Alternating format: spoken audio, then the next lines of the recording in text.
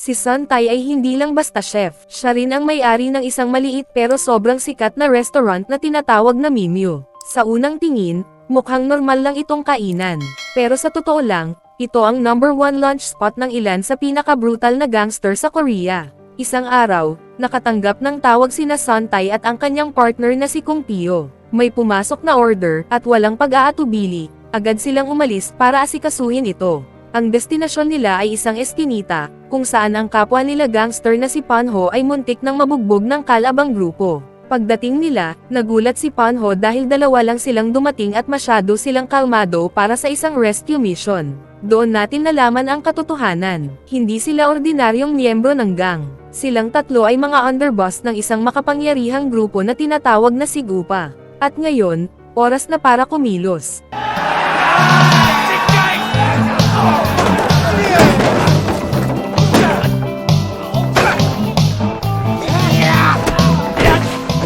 Ang sumunod ay isang brutal at matinding labanan ng mga gang na yumanig sa buong lugar. At doon nagsimula ang lahat. Ito ang boss. Nang gabing iyon, inilabas sila ng kanilang boss na si Dasu para kumain bilang pagdiriwang sa kanilang tagumpay laban sa isa sa mga kalabang gang ng Sigupa. Habang kumakain, sinabi niya na malapit na nilang makontrol ang buong Korea. Iilan na lang ang natitirang teritoryo na hawak pa ng ibang grupo, kabilang ang isang pantalan at isang nightclub na pinapatakbo ng isang lalaking nagngangalang Shopdong sa tradisyonal na pamilihan sa lungsod. Mula roon, sinimulan na nilang planuhin ang susunod nilang mga hakbang. Pagsapit ng umaga, hindi na nila inabala pang isama ang kanilang mga tauhan. Isa-isang isinasagawa ng tatlong underboss ang bawat misyon, at sila mismo ang kumikilos sa bawat operasyon.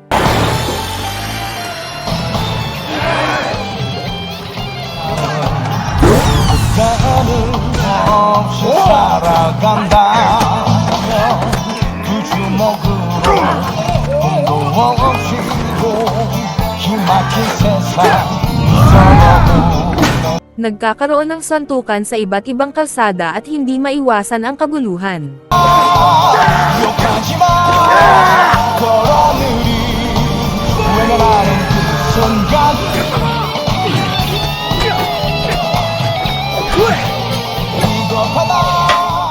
Hindi nagtagal, tuluyan nang nagtagumpay ang Sigupa sa pagkuha ng kontrol sa buong underworld ng Korea. Sa araw na iyon, ipinatawag sila upang makipagkita sa isang mataas na opisyal na nagngangalang Sam para sa opisyal na handover. Opisyal nang kinilala si Daso bilang pinakamalaking boss ng mga gangster sa bansa. Bilang gantimpala, binigyan siya ni Sam ng isang napakalaking gusali ng opisina na magsisilbing bagong headquarters ng Siga. Walang pagdadalawang isip na tinanggap iyon ni Daso at ipinagdiwang ang napakalaking tagumpay na ito kasama ang kanyang pinakatapat na mga underboss. Lumipas ang 10 years. Malaki na ang ipinagbago ng buhay ni Suntay.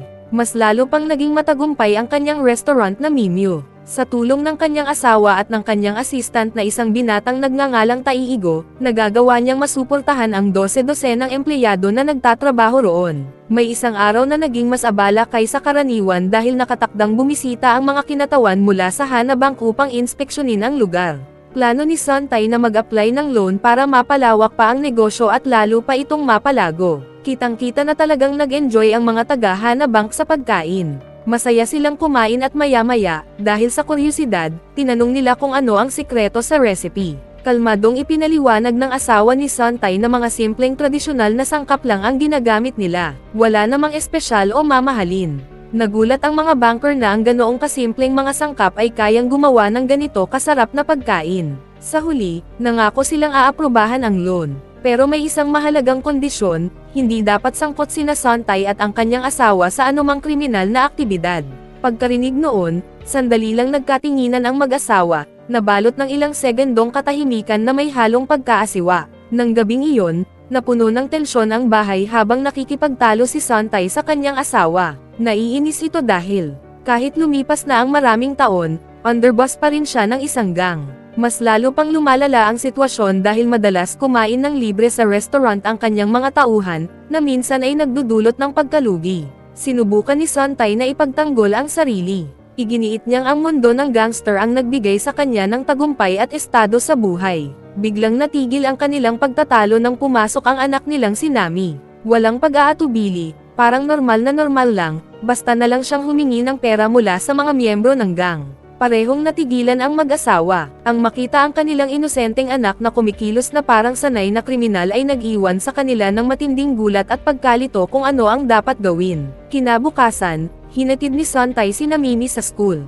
Habang nasa daan, sinubukan niyang makipagkwentuhan at tinanong kung sino ang best friend nito. Pero sa halip na sumagot, tinanong siya ng bata ng isang simpleng tanong, ano ang kaibigan? Parang may tumusok sa dibdib niya. Agad siyang nakaramdam ng guilt at nagsimulang mag-isip ng malalim.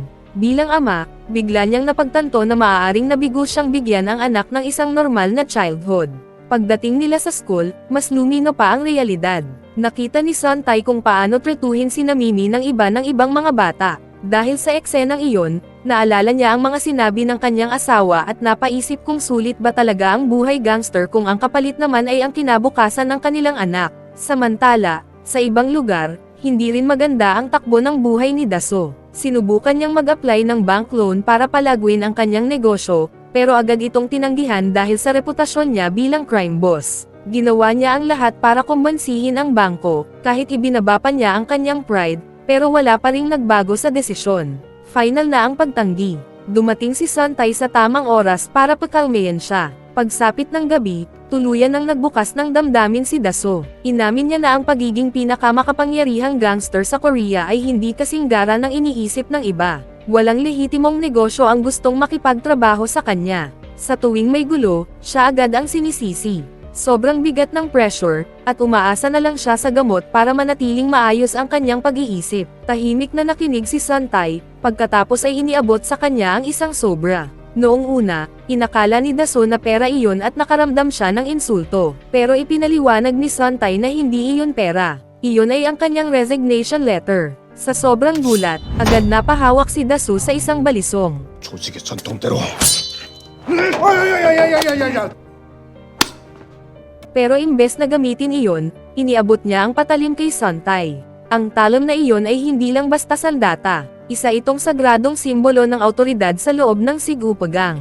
Kung sino ang may hawak nito, siya ay hindi maaaring galawin. Sa pag-abot niya nito, ipinakita ni Daso ang kanyang tiwala at respeto. Sa kaibuturan ng kanyang puso, gusto rin niyang mamuhay ng tahimik tulad ni Suntay. Pero hindi niya kayang hayaang magdusa ang kanyang asawa at mga magiging anak dahil sa kanyang posisyon. Pag-uwi ni Suntay, agad siyang niyakap ng kanyang asawa. Sa unang pagkakataon matapos ang mahabang panahon, pakiramdam nila ay may bagong yugto na magsisimula sa kanilang buhay. Sinilip nila si Nami habang mahimbing itong natutulog, at pareho silang naniwalang ang pagbabagong ito ang magbibigay sa kanilang anak ng mas maliwanag at mas normal na kinabukasan. Pero habang nagsisimula pa lang silang umasa, biglang gumuho ang lahat. Kinabukasan, sa headquarters ng Sigupa, may masamang balita. Inanunsyo ni Sam na natagpo ang patay si Dasu sa kanyang pribadong silid.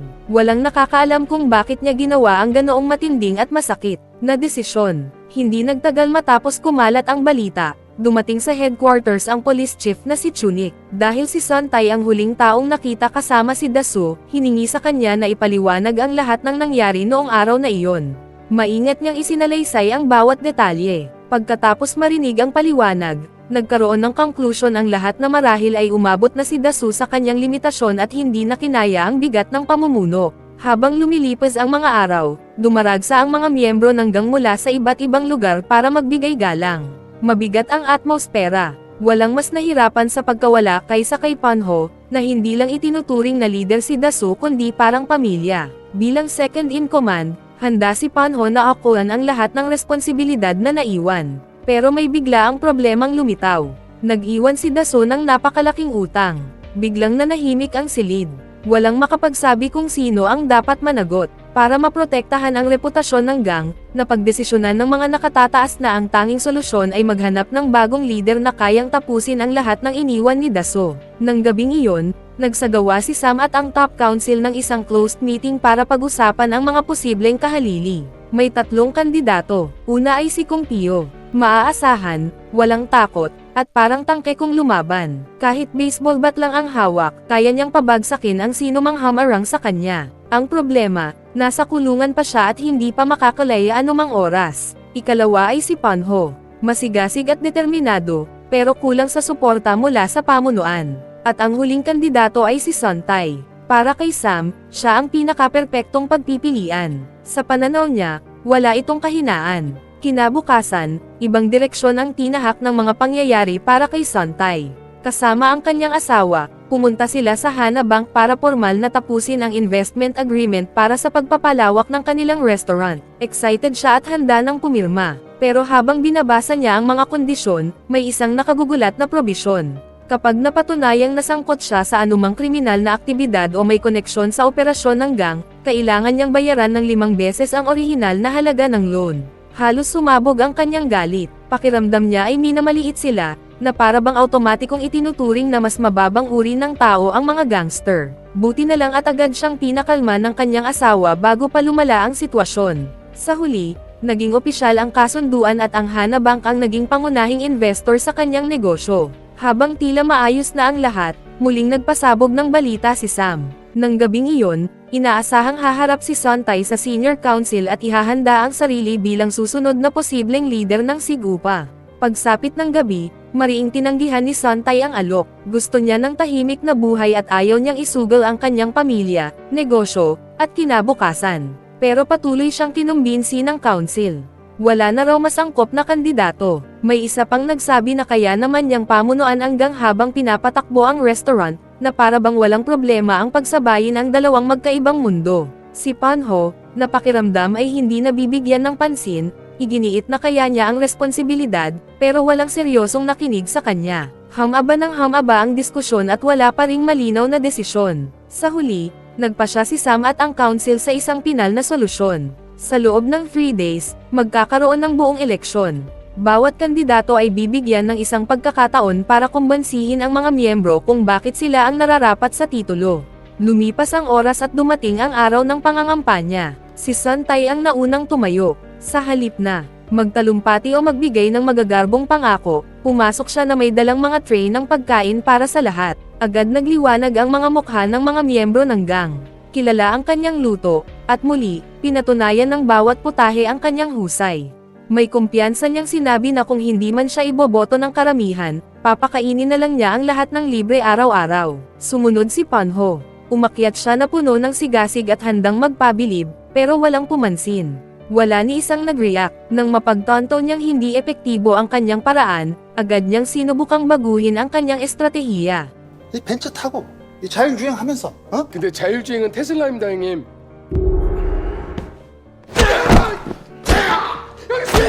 빨간색이야 무슨 말인지 알겠어?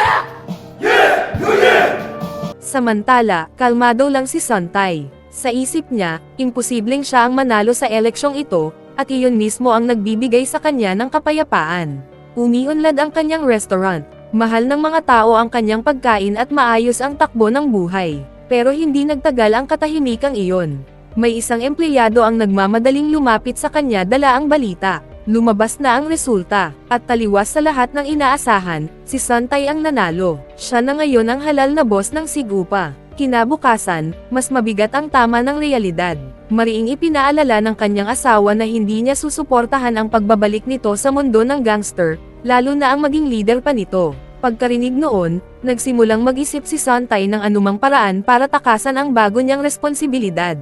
Naalala niya na si Kung Pio ay isa sa mga orihinal na kwalipikadong kandidato, pero hindi ito naisama dahil nasa kulungan pa. Habang nabubuo ang plano sa kanyang isip, dumiretso si Suntay sa parehong bangko kung saan minsang nagtangkang kumuha ng loan si Daso. Matapang siyang humiling ng 10 billion won nang walang iniaalok na anumang collateral. Gaya ng inaasahan, agad tinanggihan ng bangko ang kanyang request. Doon sinimulan ni Suntay ang susunod na bahagi ng kanyang plano. Gumawa siya ng gulo sa loob ng gusali, nag-eskandalo, at sinuntok pa ang isang bank clerk. Pagdating ng pulis, buong tapang siyang umamin at iginiit na arestuhin siya. Pero matapos suriin ang nangyari, idineklara ng mga awtoridad na siya ang biktima at kailangan pa nga ng proteksyon.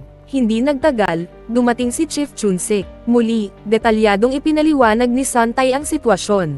Ngunit sa halip na arestuhin siya, tumanggi si Chunsik. Kapag nakulong daw si Suntay, magsasara ang nimyo, at mawawala ang paborito niyang kainan. Dumating ang pinakahihintay na araw. Nagsimula ang seremonya ng eleksyon. Nagtipon ang mga miyembro mula sa iba't ibang rehiyon para bumoto. Nang ilabas ang bilang, napakalaki ng lamang. Nakakuha si Santay ng 328 votes, habang si Panho ay 2 lang, malamang mula sa kanyang sarili at kay Santay. Humakbang si Sam para opisyal na i-anunsyo ang bagong boss. Pero bago pa siya matapos, bumukas ang mga pinto. Pumasok si Mrs. Hong, ang ina ni Kung Pio at balo ni Daso. Mariin niyang tinutulan ang resulta ng eleksyon. Para sa kanya, ang tanging karapat-dapat na kahalili ay ang kanyang anak. Ibinunyag niya na nakalaya na si Kung Pio at kwalipikado na itong pamunuan ang Sigupa. Iniharap si Kung Pio sa entablado na may kumpiyansa at matinding determinasyon. Sinimulan niya ang kanyang talumpati at ibinahagi ang kanyang bisyon para sa kinabukasan ng gang. Pero sa halip na humingi ng suporta, ginawa niya ang hindi inaasahan. Inirekomenda niya si Santay. Matapos makita si Kung Pio na umiwas sa responsibilidad, lalo pang ninais ni Santay na makaalis din. Ngunit hindi siya basta pinayagan ni Sam. Kung gusto talaga niyang mag-resign, kailangan muna niyang maibalik si Kung Pio. Samantala, nakarating na si Kung Pio sa kanyang dance studio. Wala siyang interes na maging boss ng gangster. Ang puso niya ay nasa tango, isang passion na nagsimula pa noong nasa kulungan siya.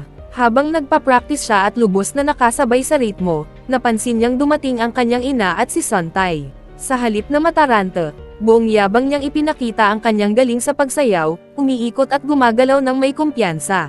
Galit na galit ang kanyang ina. Hindi niya matanggap na mas pinili ng kanyang anak ang pagsasayaw kaysa sa pagmana ng kapangyarihan. Pero buo na ang desisyon ni Kung Pio. Lumipas ang oras at dumating ang araw ng kanyang malaking tango audition. Puno siya ng kumpiyansa, naniniwalang ito na ang kanyang sandali. Pero bago pa siya makarating sa entablado, hinarang siya ng mga tauhan ni Santay. Isa lang ang paraan ng pagtugon ni Kung Pio.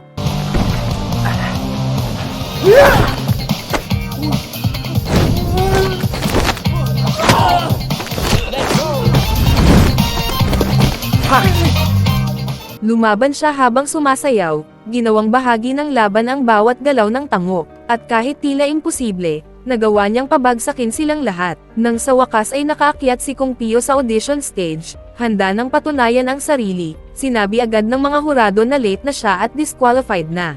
Wasak at galit, napansin niya si Santay na nakatingin mula sa malayo at inakala niyang bahagi ito ng panibagong plano laban sa kanya. Samantala, sa pantalan, katatapos lang ni Taiigo mag-deliver ng pagkain mula sa Mimyo. Pero imbes na bumalik agad, nakipagkita siya kay Chunsik na casual na nangingisda. Dito nabunyag ang totoo tungkol kay Taiigo. Isa pala siyang undercover agent na inatas ang imbestigahan ang drug trafficking sa loob ng mga gang.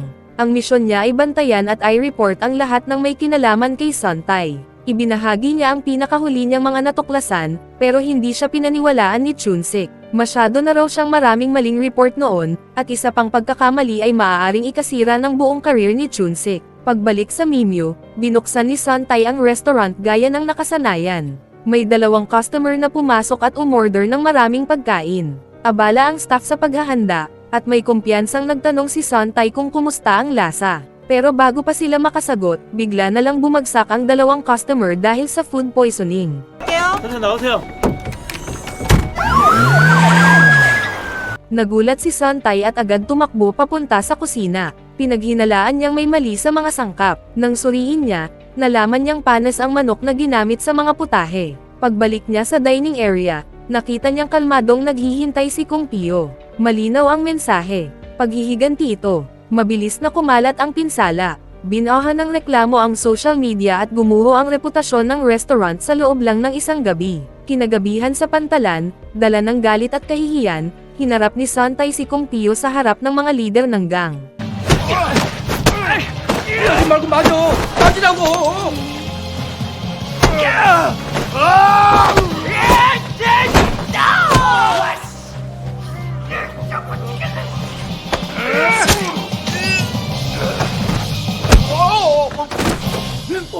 Isang brutal na santukan ang sumiklab at tuluyang nawalan ng kontrol hanggang sa pareho silang mahulog sa ilog. Kumalat ang balita sa buong bansa. Ang 2 pinakamalakas na tagapagmana ng trono ng Sigupa ay pinaniniwala ang patay na. At dahil walang bangkay na narecover, nabalot ng pagkabigla ang lahat. Dahil wala na ang 2 kandidato, automatikong napunta kay Panho ang posisyon ng leader. Gusto man o hindi ng iba, may bagong boss na ang Sigupa. Habang naniniwala ang buong bansa na wala na sila, iba ang katotohanan. Sa nakatagong likod na silid ng mini restaurant, buhay at maayos sina Santay at Kung Pio. Pinik nila ang lahat, mula sa dramatikong pagkahulog hanggang sa mga kapanipani walang sugat. Pati ang marka ng pagkakasaksak ni Kung Pio ay maingat na isinagawa sa tulong ni Taiigo. Perpekto ang plano. Sa kanilang pagkawala, naiwasan nila ang sapilitang pamumuno. Habang nagpapahinga at sa wakas ay nakakahinga ng maluwag, biglang bumukas ang pinto. Pumasok sina Sam at Panho sa restaurant sa kalagitnaan ng gabi. Nagulat sina Santay at Kung Pio at agad nagtago habang nakikinig. Ang sumunod na usapan ay, nakakagimbal. Ibinunyag ni Sam ang lihim na matagal na niyang itinatago. Siya ang responsable sa pagkamatay ni Daso. Hindi nagpakamatay ang dating boss. Siya ang may kagagawan.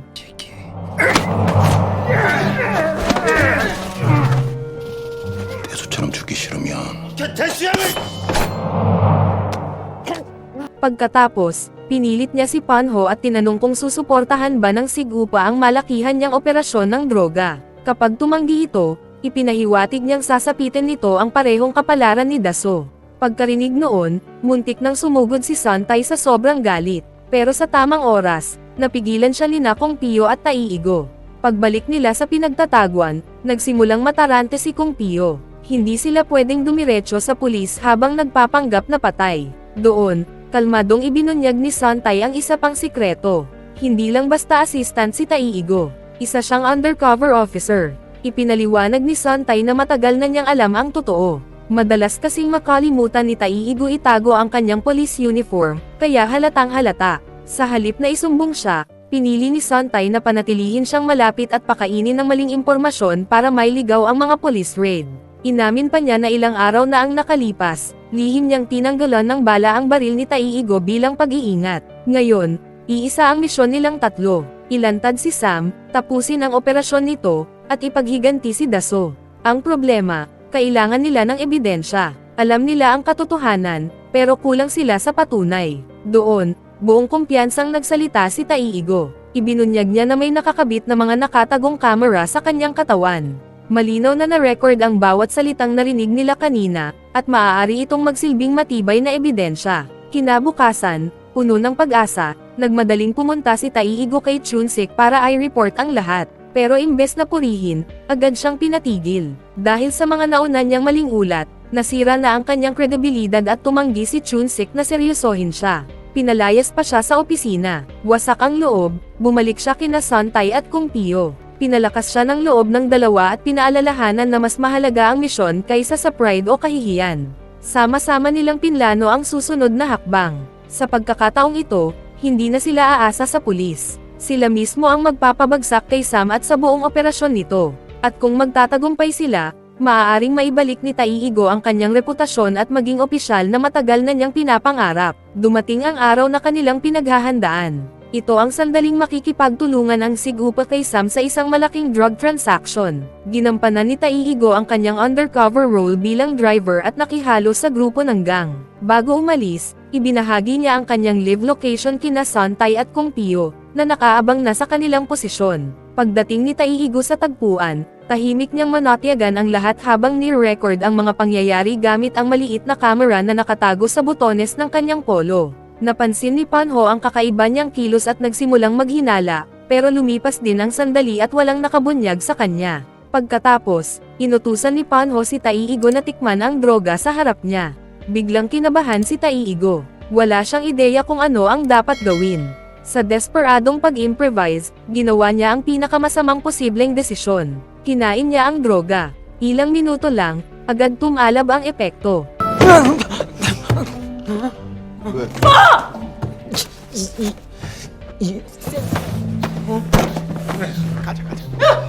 Halos wala sa sarili at lutang ang isip, gumawa pa siya ng mas delikadong hakbang.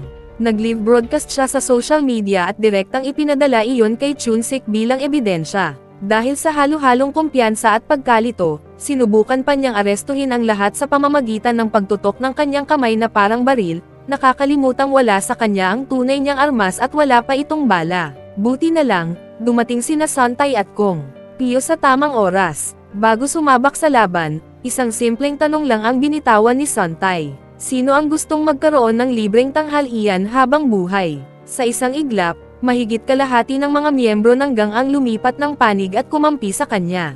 Sumunod ang matinding kaguluhan habang nagsalpukan ang magkabilang panig sa isang malawakang labanan.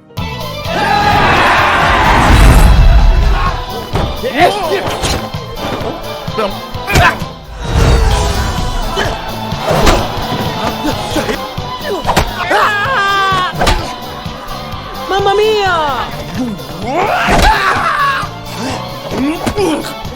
맞아! 그래! 굿잡 보이! 우와! 김인수! Sa gitna ng gulo, nagkaharap sina Kong Pio at Panho. Sa pagkakataong ito, tinapos ni Kong Pio ang laban sa hindi inaasahang paraan, gamit ang kanyang signature na tango fighting style. 어디 있어? 천천히 천천히.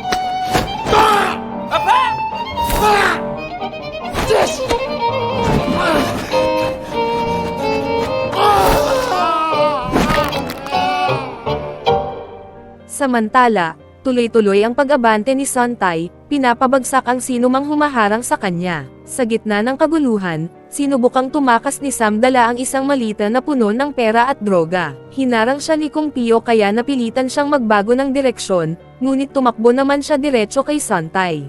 Nakapag-ipit, sinubukan ni Sam ang huli niyang taktika. Nagbigay siya ng emosyonal na talumpati, umaasang maantig ang damdamin ni Sontai, at ibinaba ang malita sa paanan nito na parang sumusuko na. Pero nang bahagyang bumaba ang depensa ni Sontai, bigla siyang sinaksak ni Sam. O iyon ang akala niya. Pinaghandaan na ni Sontai ang ganitong posibilidad. Dahil sa isa sa mga protective tool ni Taiigo, walang naging epekto ang saksak. Agad niyang napabagsak si Sam at ginapos ito gamit ang simbolikong balisong na minsang ibinigay sa kanya ni Daso. Hindi nagtagal, dumating si Chunsik kasama ang backup. Tumingin siya sa paligid at nagtanong kung sino ang tunay na leader ng Sigupa. Pagkarinig noon, tahimik na umalis si Kong Pio at sinabing may tangoklas pa siyang kailangang puntahan. Naiwan si Sontai na nakatayo. Sa harap ng lahat, gumawa siya ng pinal na desisyon. Binuwag niya hanggang sa mismong lugar na iyon. Tinanggap ng mga miyembro ang anunsyo at naghanda ng maghiwa-hiwalay. Gayunpaman, nanatili ang respeto nila kay Sontai bilang leader at nangakong babalik sila anumang oras na tawagin niya, basta may kasamang libreng tanghalian. Lumipas ang panahon. Kalaunan, na-promote si Taiigo sa posisyong matagal na niyang pinapangarap at naging Chief of Police ng Korea. At doon nagtatapos ang kwento. Kaya ang aral ng istorya, kapag magulo ang buhay, pekain mo ang sarili mong pagkamatay, magluto ka ng masarap na pagkain, at mag-alok ng libreng tanghalian, dahil mukhang iyon ang solusyon sa lahat. Mag-subscribe na kung hindi ka pa nakasubscribe. Pindutin na rin ang notification bell at like button para sa marami pang Asian Drama PH recap katulad nito at mag-iwan ng comment down below. Kita-kits tayo sa susunod na recap.